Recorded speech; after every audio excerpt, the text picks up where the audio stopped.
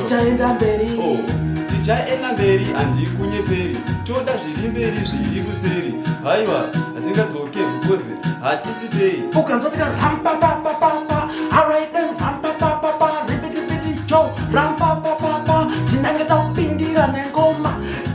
Rampapapapapa, tiri matimba, nyange zvedu singarovi masapa. Saka ngavambire kuti kubva kuti papa, kana vari varwere isusu tovarapa. Zvobva zvashepa, zvobva zvameka, saka ndati tinobva kwagutu ikoko bhasera, usangowira-wira, usatibvundutsira, usativharira, unonyurira mukati kuno mukati kwagutu totaura zvekuzaka. Timu yacho kungezesa takabaka, hatisati tatanga, hatisi kuda kuita zviya zvemasanga. Ndiani anotisa anosaisa, ndiani iye anozviti anouya bati susu tenge tichiriisa, tenge tichisiya basa magoma.